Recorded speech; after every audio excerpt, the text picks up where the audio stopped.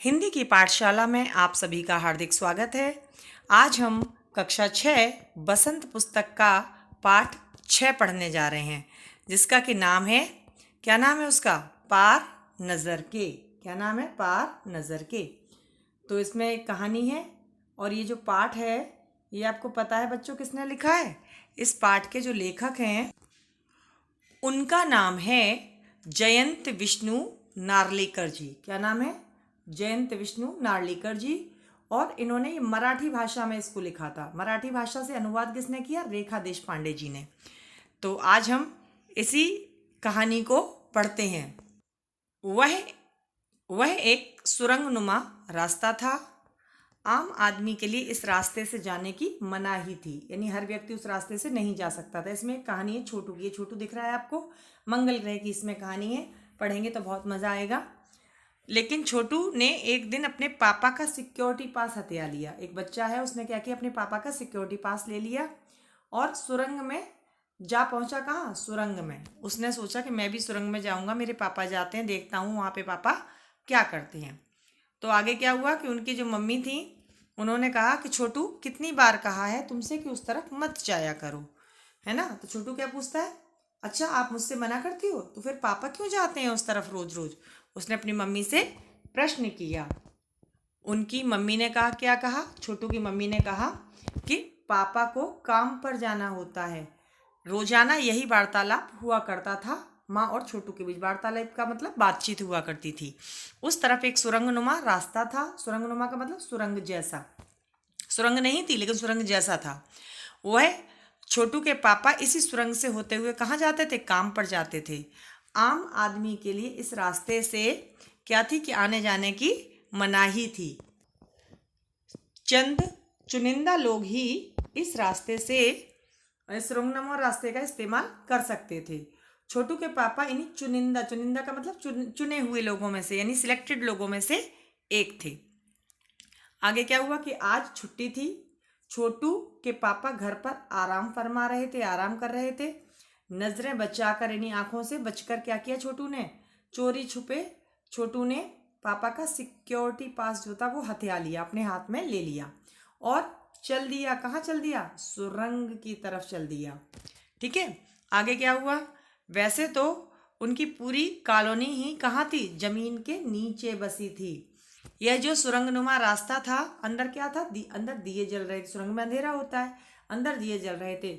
और प्रवेश करने से पहले क्या हुआ कि एक बंद दरवाजे का सामना छोटू को करना पड़ा। आगे क्या हुआ?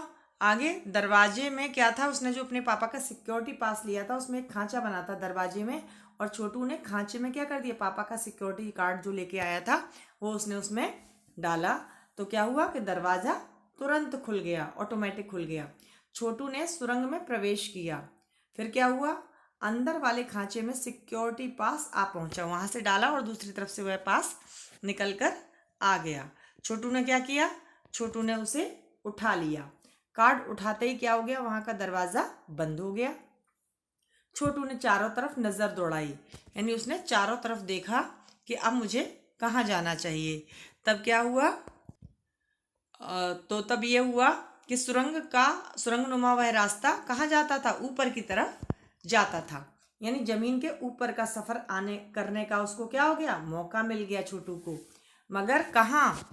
यानी कि इसका मतलब उसको मौका मिला था लेकिन कहाँ नहीं मिला। आगे क्या हुआ? मौका हाथ लगते ही फिसल गया। फिसल गया का मतलब होता है मौका हाथ से निकल गया, छूट गया। सुरंग में जगह जगह लगाए निरीक्षक यंत्र, वहां निरीक्षक ऑब्जर्वेशन जो करते थे वो यंत्र लगे हुए थे। उन्होंने उसकी जानकारी छोटू को नहीं पता थी कि यहाँ पे ऐसी कोई मशीनें लगी हैं। लेकिन जैसे ही छोटू ने प्रवेश किया वैसे ही क्या हुआ कि छोटू के प्रवेश करते ही पहले निरीक्षक यंत्र ने संदेहास्पद स्थिति दर्शाने वाली हरकत की, यानी कुछ गड़बड़ है। इस छोटे कद का व्यक्ति सुरंग में कैसे आ पहुंचा? यानी छोटे कद का व्यक्ति, छोटू तो छोटा था, तो छोटे कद का व्यक्ति सुरंग में कैसे आ पहुंचा? दूसरे निरीक्षक यंत्र ने तुरंत छोटू की तस्वीर खींच ली। किसी एक नियंत्रण केंद्र में इस तस्वीर की जांच की गई और खतरे की सूचना दी गई, यानी कुछ ना कुछ गड़बड़ है उसकी जानकारी दूसरी मशीनों ने दे दी और छोटू को ये सब बातें पता नहीं थी। इन सारी गतिविधियों से अनजान अनजान, उसको पता ही नहीं था क्या हुआ कि वो आगे बढ़ रहा था।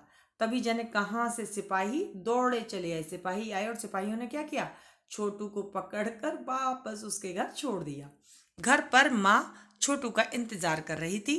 अब छोटू की खैरियत न थी, यानी कि छोटू का बचना मुश्किल था। छोटू के पापा ना होते तो छोटू का बचना मुश्किल था। आज उसकी मम्मा उस पर बहुत गुस्सा कर रही थी क्योंकि छोटू बिना बताए घर से गया था। छोटू के पापा ने उनकी माँ से कहा कि छोड़ो भी, मैं इसे सब समझा दूंगा, वह ऐसी गलती कभी नहीं करेगा। पापा ने छोटू को बचा लिया, है ना। आगे वो बोले, क्या बोले कि छोटू, मैं जहाँ काम करता हूँ ना, वहाँ क्षेत्र की जमीन ऊपर है। आम आदमी वहाँ नहीं जा सकता क्योंकि वहाँ के माहौल में जी ही नहीं सकता। जी ही का मतलब जिंदा नहीं रह सकता। तो छोटू अपने पापा से प्रश्न करता है, अच्छा पापा, जिंदा नहीं रह सकता तो फिर आप वहाँ कैसे जाते हैं? छोटू का सवाल लाजमी था। लाजमी का मतलब ठीक था, सही था। मैं वहाँ एक खास किस्म का स्पेस सूट पहन कर जाता हूँ। छोटू के पापा ने कहा कि मैं अंतरिक्ष का जो सूट है वो पहनकर जाता हूँ। इस स्पेस सूट से मुझे ऑक्सीजन मिलती है, यानी कि नहीं तो मैं जिंदा नहीं रहूँगा। ऊपर ऑक्सीजन की कमी है जिससे मैं सांस ले सकता हूँ। इस स्पेस सूट की वजह से क्या करते थे छोटू के पापा, वो की वजह से बाहर की ठंड से मैं अपने को बचा सकता हूँ। उनके पापा ने कहा कि इस स्पेस सूट की वजह से मैं अपने को बचा सकता हूँ। खास किस्म के जूतों की वजह से वो क्या करते थे कि ज़मीन के ऊपर मेरा चलना मुमकिन होता है, यानी आसान हो जाता है। उनके पापा ने अपने बच्चे को बताया, ज़मीन के ऊपर चलने फिरने के लिए हमें एक विशेष प्रकार का प्रशिक्षण दिया जाता है। क्या दिया जाता है? प्रशिक्षण, यानी ट्रेनिंग दी जाती है। छोटू सुन रहा था। पापा आगे बताने लगे। क्या बताने लगे? एक समय था, उन्होंने एक कहानी सुनाई फ्लैशबैक में जाके छोटू को कि पहले हम लोग कैसे थे और अब कैसे हो गए। कि एक समय था जब मंगल ग्रह पर सभी लोग जमीन के ऊपर ही रहते थे, बगैर किसी यंत्रों की मदद के, बगैर किसी खास किस्म की पोशाक के। पोशाक का मतलब वस्त्र, कपड़े। हमारे पुरखे जमीन के ऊपर रहा करते थे। कहाँ रहते थे? जमीन के ऊपर रहा करते थे। लेकिन क्या हुआ? लेकिन धीरे धीरे वातावरण में परिवर्तन होने लगा। कई तरह के जीव धरती पर रहा करते थे। एक के बाद एक सब क्या होने लगा? जब वातावरण में परिवर्तन होने लगा तो एक के बाद एक सारे मरने लगे। इस परिवर्तन की जड़ में था सूरज में हुआ परिवर्तन। क्यों लोग मर रहे थे? क्योंकि सूरज में परिवर्तन हो गया था। क्या परिवर्तन हो गया था? सूरज से हमें क्या मिलती है? सूरज से हमें रोशनी मिलती है, उष्णता मिलती है। उष्णता का मतलब होता है गर्मी, है ना। उष्णता का मतलब गर्मी, गर्मी मिलती है। इन्हीं तत्वों से जीवों का क्या होता है? पोषण होता है। यानी कि जो लोग हेल्दी बनते हैं वो गर्मी लेकर के और रोशनी लेकर के ही बड़े होते हैं। सूरज में परिवर्तन होते ही यहाँ की प्रकृति का संतुलन जो था वो बिगड़ गया। प्रकृति असंतुलित होती गई। आगे क्या हुआ? आगे वो कहते हैं, प्रकृति के बदले हुए रूप का सामना करने में यहाँ के पशु पक्षी, पेड़ पौधे, अन्य जीव अक्षम साबित हुए। अक्षम का मतलब असमर्थ, यानी कि जब वहाँ का प्राकृतिक संतुलन बिगड़ गया तो वहाँ वो अपने आप का सामना वहाँ से नहीं कर सकते। उस माहौल में क्या हुआ कि केवल हमारे पूर्वज ने इस स्थिति का सामना किया और बाकी सब चीज़ें धीरे धीरे वहाँ पर नष्ट होने लगीं। अपने तकनीकी ज्ञान यानी टेक्नीशियन नॉलेज जो थी उसके कारण क्या हुआ? टेक्निक के कारण के आधार पर इनके पुरखों ने क्या किया? जमीन के नीचे अपने अपने घर बना लिए।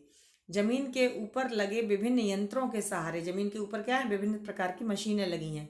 विभिन्न यंत्रों के सहारे हमने क्या किया? उनके पूर्वजों ने सूर्य की शक्ति, सूरज की रोशनी और उसकी गर्मी का इस्तेमाल करते आ रहे हैं। यंत्र लगा लगा के उसको इन्होंने नियंत्रित किया। उन्हीं यंत्रों के सहारे हम यहाँ जमीन के नीचे जी रहे हैं। जीने का मतलब जिंदा रह रहे हैं, ठीक है। यंत्र सुचारू रूप से चलते रहें, सुचारू रूप से मतलब सही तरीके से, सिस्टमेटिकली तरीके से चलते रहें, इसके लिए बड़ी सतर्कता बरतनी पड़ती थी। सतर्कता का मतलब सावधानी बरतनी पड़ती थी। मुझे जैसे कुछ चुनिंदा का मतलब पहले भी बताया था, चुने हुए सिलेक्टेड लोगों को ही जो है इन यंत्रों का वो लोग क्या करते थे? ध्यान रखते थे। वही लोग ध्यान रखते थे, हर किसी को इसकी जानकारी नहीं थी इस टेक्निक की। तो छोटू अपने पापा से कहता है कि बड़ा हो जाऊंगा तो मैं भी यही काम करूंगा।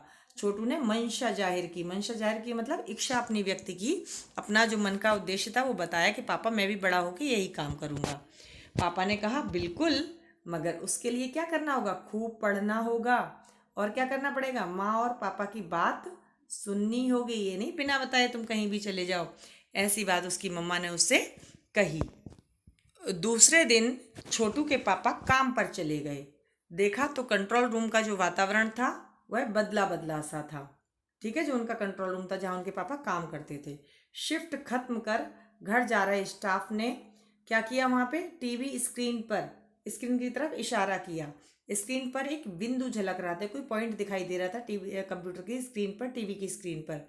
वह बताने लगा कि यह कोई आसमान का तारा नहीं है। जो एक पॉइंट उनको दिख रहा था तो उन्होंने बताया ये कोई तारा नहीं है। क्या था, क्योंकि कंप्यूटर से पता चल रहा है कि वह अपनी जगह पर अडिग नहीं रहा। अडिग का मतलब क्या होता है, यानी जो हिले डुले ना, एक जगह स्थिर रहता है, लेकिन वो स्थिर नहीं था। पिछले कुछ घंटों के दौरान इसने अपनी जगह बदली है। कंप्यूटर के अनुसार यह हमारी धरती की तरफ बढ़ा चला आ रहा है।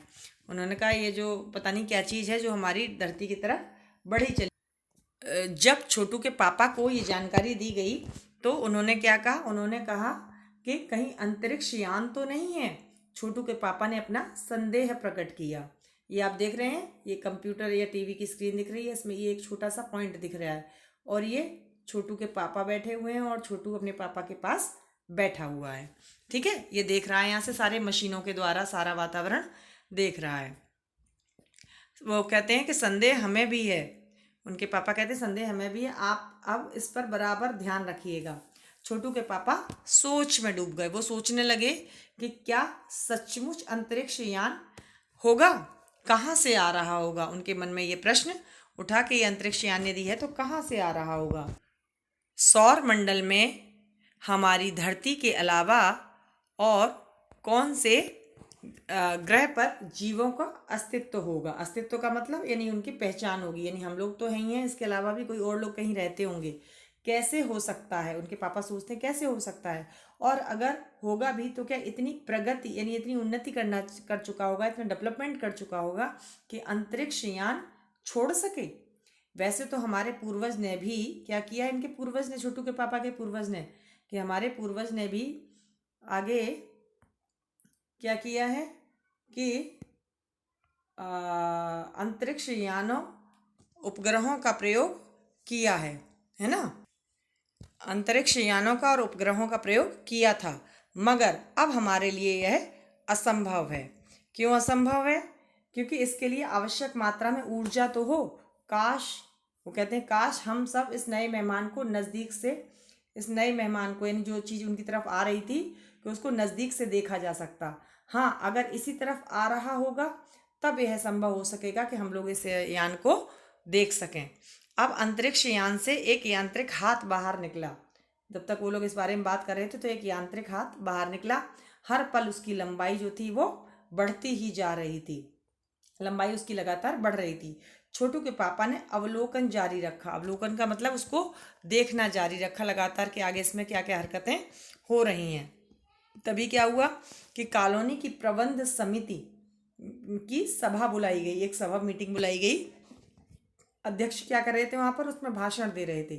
हाल ही में मिली जानकारी से पता चला कि 2 अंतरिक्ष यान हमारे मंगल ग्रह की तरफ बढ़ते चले आ रहे हैं। उन्होंने कहा कि मंगल ग्रह की तरफ 2 यान आ रहे हैं। इनमें से एक अंतरिक्ष यान हमारे इर्द गिर्द क्या कर रहा है, चक्कर काट रहा है, चक्कर काट रहा है।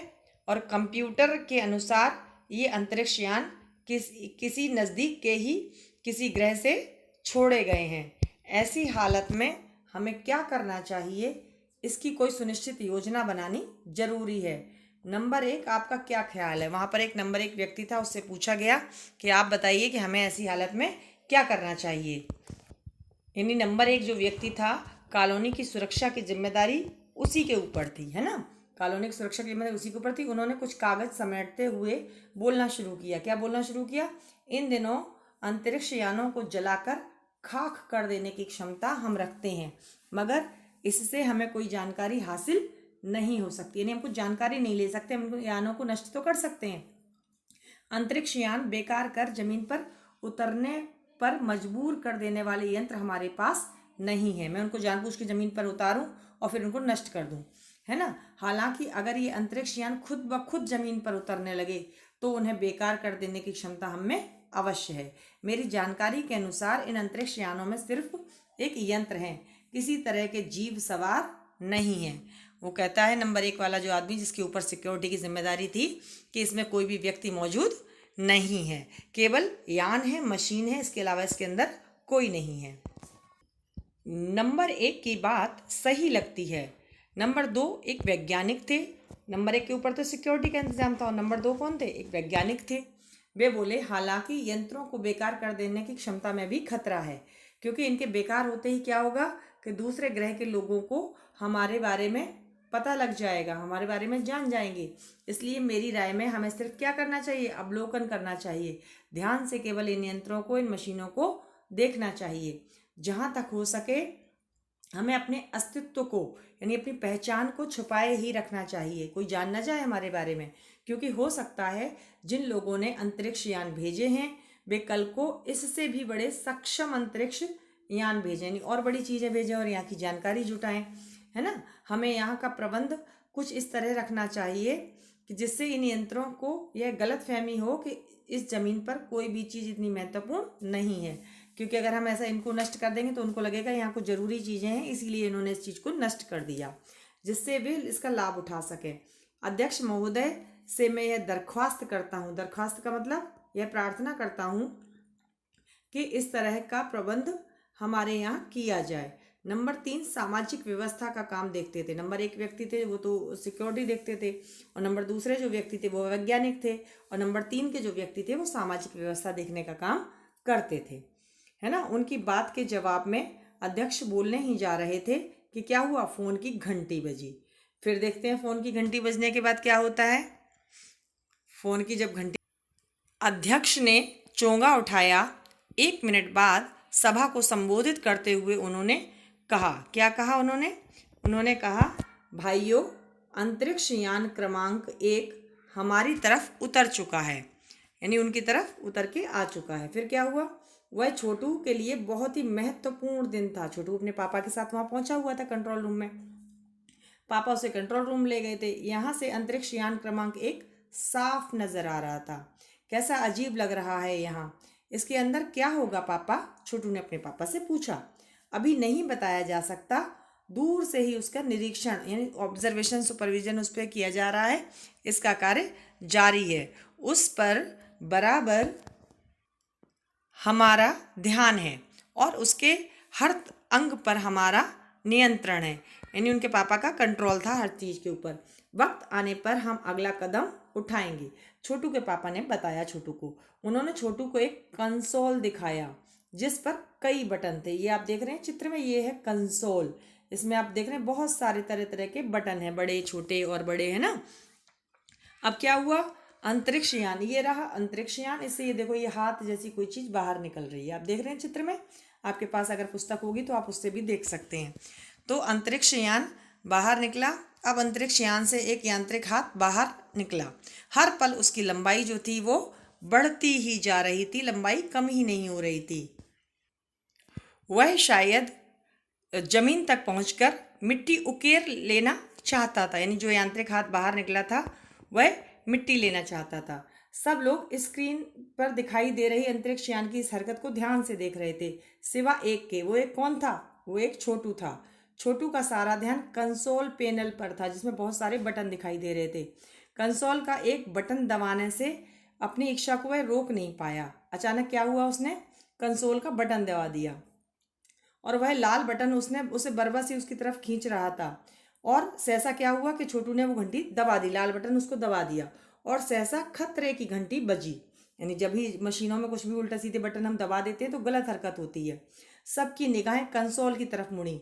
पापा ने छोटू को अपनी तरफ खींचते हुए एक झापड़ रसीद किया। गुस्सा आ गया उनके पापा को और उन्होंने छोटू को चांटा लगा दिया और लाल बटन को पूर्व की स्थिति में ला दिया। छोटू के पापा के पास ये शक्ति थी, वो जानते थे कि इसको हम कैसे कंट्रोल कर सकते हैं। मगर उस तरफ अब अंतरिक्ष यान के उस यांत्रिक हाथ की हरकत सहसा रुक गई।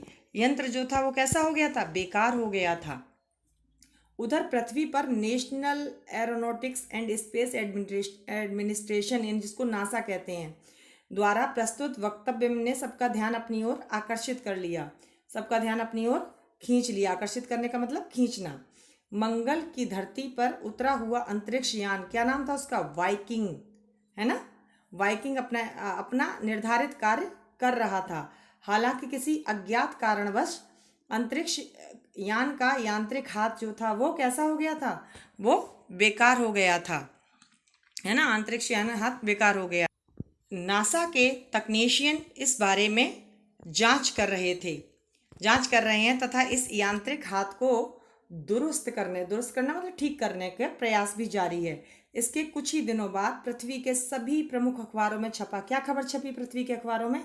कि नासा के तकनीशियनों ने रिमोट कंट्रोल के सहारे वाइकिंग, यानी जो वाइकिंग है, जो अंतरिक्ष यान था, वाइकिंग को दुरुस्त करने में सफलता प्राप्त कर ली है, उनको सफलता मिल गई है। यांत्रिक हाथ ने अब मंगल ग्रह की मिट्टी के ऊपर क्या किया? मंगल ग्रह की मिट्टी के विभिन्न नमूने इकट्ठे कर लिए, इकट्ठे करने का काम आरंभ कर दिया। यानी जो अंतरिक्ष यान भेजा गया था वह मंगल ग्रह से मिट्टी लेने आया था, देखने के लिए कि वहाँ पर जीवन है या नहीं है। पृथ्वी के वैज्ञानिक मंगल की इस मिट्टी का अध्ययन करने के लिए बड़े उत्सुक थे। उत्सुक का मतलब जिज्ञासु थे, जानना चाहते थे कि वहाँ की मिट्टी में कौन कौन से तत्व हैं, क्या खास बातें हैं। उन्हें उम्मीद थी कि इस मिट्टी के अध्ययन से इस बारे में पता लगाया जा सकता है कि क्या मंगल ग्रह पर भी पृथ्वी की तरह जीव सृष्टि का अस्तित्व है। यह प्रश्न आज भी एक रहस्य है। तो ये कहानी जो थी बच्चों आपकी, यह नासा की थी, एक अंतरिक्ष यान की थी, विज्ञान जगत से जुड़ी हुई थी। आपको यह कहानी कैसी लगी, इस बारे में अपने विचार बताइएगा। और हाँ, यदि आपको ये वीडियो अच्छा लगा हो, पाठ थोड़ा भी समझ में आया हो, तो प्लीज़ इसको लाइक, शेयर एंड सब्सक्राइब अवश्य करें। आज के लिए नमस्कार, मिलते हैं अगले वीडियो में।